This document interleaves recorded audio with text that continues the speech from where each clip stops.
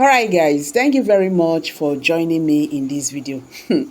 Finally, the truth has been revealed. So Yakubu Gowon lied about Biafra war. You see, the reason why he's always granting interview, this one now then they call conscience, guilty conscience. Something is pushing him to say something, or something is pushing to say something. Make me watch this video. I'll be right back. Didn't address the nation on what they agreed in Aburi. In Gowon's account yesterday, I was shocked to hear him say that when he returned, he had malaria. And because he had fever, he delayed his announcing the agreements reached in Aburi. So at his age, he didn't need to start lying. When he came back, his advisors told him to renege on all the things agreed in Aburi. So it was Gowon who plunged the country into that civil war. It was because he refused to announce the agreements reached in Aburi. Ojukwu waited for him, and things were not getting better. And Ojukwu now, I don't even think that he made a formal broadcast. He leaked the agreements reached in Aburi, and he was still waiting on Gowon to do the needful.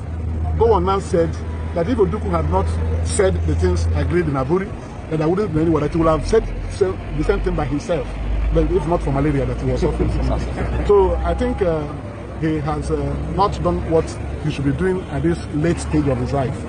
It is time for him to begin to speak the truth, to heal the wounds of that war. Everybody has moved on. The war is 55 years today that it ended. But to come back at 91 years of age and tell these obvious lies means that he is not thinking about how to leave Nigeria in peace. He said he fought for Nigeria to be one. That's what he said. That the reason for fighting the civil war was to keep Nigeria as one. Is Nigeria one today? Nigeria is not one today. Good morning, everyone. Saturday, June 21 is today, 2025. Senator UMEH to Gowon, your account of Biafra war is reading with falsehood. Anambra Senator Victor UMEH has said Yakubu Gowon's recent account of the civil war is full of falsehood. Remember that yesterday I did a video talking about the recent interviews being granted by the former military general Yakubu Gowon, trying to stress issues about the civil war. I said that Gowon can never change the history. What he's supposed to do is what he's not doing. The senator representing Anambra Central Senatorial Zone, Senator Victor UMEH, has described a recent account by former military head of state, General Yakubu Gowon, about the 30-month civil war as full of falsehood. UMEH, who spoke to journalists in Awka, challenged Gowon to toe the line of his counterpart military president, General Ibrahim Babangida, by writing a book to give a factual account of what caused the war.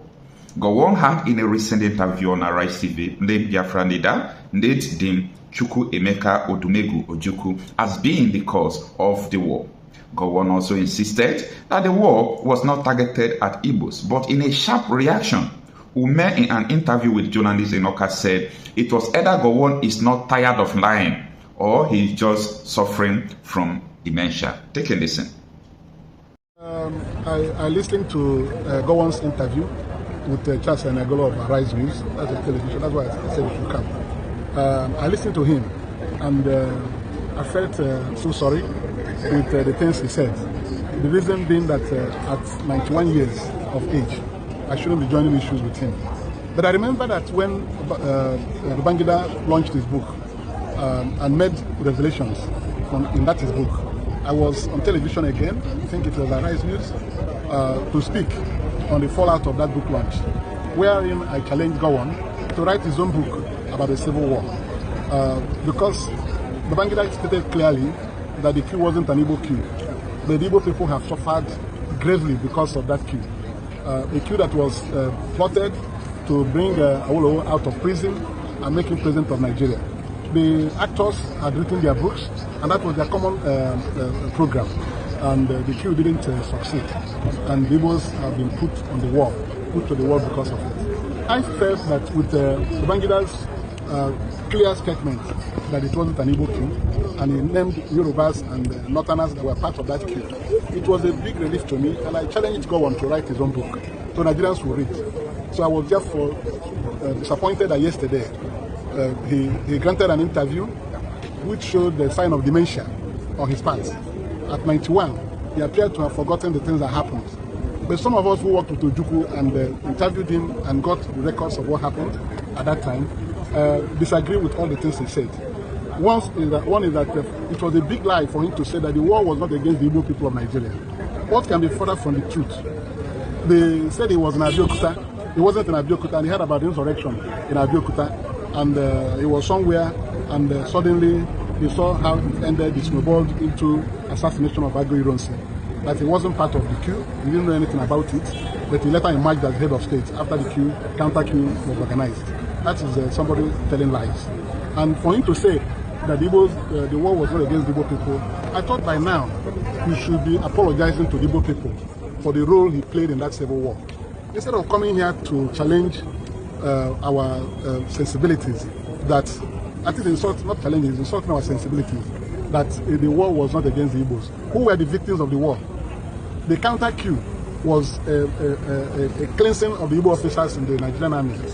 Igbo officers, you know, he couldn't say those who were killed from his own Plateau state or part of Nigeria in the counter coup.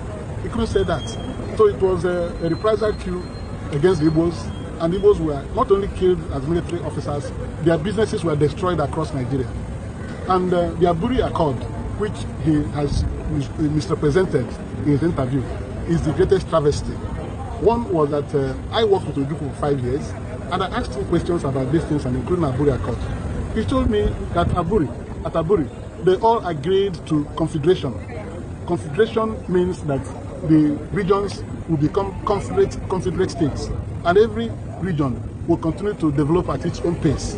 That is the sense of the meaning of confederation. And when they agreed on all this, that General Ankara carried himself, General Ankara and Gowon and Ojukwu were at the back of the same car when they were being taken to the airport.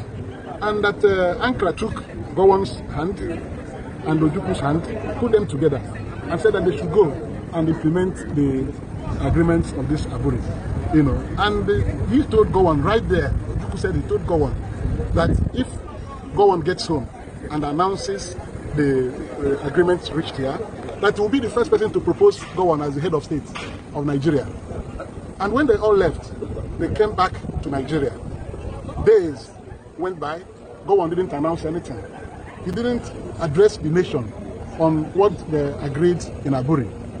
In Gowon's account yesterday, I was shocked to hear him say that when he returned, he had malaria. And because he had fever, he delayed his announcing the agreements reached in Aburi. So at his age, he didn't need to start lying. When he came back, his advisors told him to renege on all the things agreed in Aburi. So it was Gowon who plunged the country into that civil war. It was because he refused to announce the agreements reached in Aburi. Ojukwu waited for him, and things were not getting better. And Ojukwu now, I don't even think that he made a formal broadcast. He leaked the agreements reached in Aburi, and he was still waiting on Gowon to do the needful. Gowon now said that if Ojukwu had not said the things agreed in Aburi, that I wouldn't be anyone, that he would have said the same thing by himself, but if not for malaria that he was suffering. So I think he has not done what he should be doing at this late stage of his life. It is time for him to begin to speak the truth, to heal the wounds of that war. Everybody has moved on. The war is 55 years today that it ended. But to come back at 91 years of age and tell these obvious lies means that he is not thinking about how to leave Nigeria in peace. He said he fought for Nigeria to be one. That's what he said. That the reason for fighting the civil war was to keep Nigeria as one. Is Nigeria one today? Nigeria is not one today. The president was in Benue yesterday, where people of his own zone have been slaughtered on a daily basis in the past years. So what has he done to make Nigeria a better country? So I think that I still challenge him again to write his own truthful account of what happened in Nigeria under his watch, so that truth is an open word, conscience is an open word, only the truth will heal it. So he should stop running around. Let him come out boldly and say sorry to the Igbo people of Nigeria. Because remember, the coup brought out Awolowo from prison. And instead of using Awolowo to unite Nigeria, he brought him and made him Federal Commissioner for Finance under his government. And they started driving economic policies that were aimed at exterminating the Igbos in Nigeria. So he was the person who laid the foundation for all these problems we're having. And he was the one who brought the Southeast, the Igbos and the Yorubas, at crossroads. Mistrust came in because Awolowo was released by Ojukwu after when the Republic of Biafra was declared. So in trying to gather people, he now brought Gowon. Instead of uniting the country, he made him Federal Commissioner for Finance. He knows the purpose for that. And we have paid dearly for it. We don't want to be insulted more, because doing these things will aggravate our wound. We want to bury the wounds from the past. So let him stop speaking. If he doesn't want to say the truth, let him go and write his own book, so that when he's no more, his book will be circulated and he will be judged. Ojukwu is not alive to join issue with him. When Ojukwu was alive, he was talking. Gowon refused to talk. And now that he's talking, it's very unfortunate. T.Y. Danjuma is still alive. He was the one that led the arrest of Gowon and his unfortunate, and his unfortunate assassination. So I don't know what T.Y. will be thinking after hearing Gowon that he wasn't part of the coup. I didn't know anything about what happened in Nigeria and suddenly saw himself as head of state of Nigeria. How can somebody say this type of thing? So what is he trying to say for us to believe? So thank you very much. Thank you very much for staying to the end of this video. So what's your take? Let's hear from you. Drop your comment below in the comment section. Thank you and bye for now.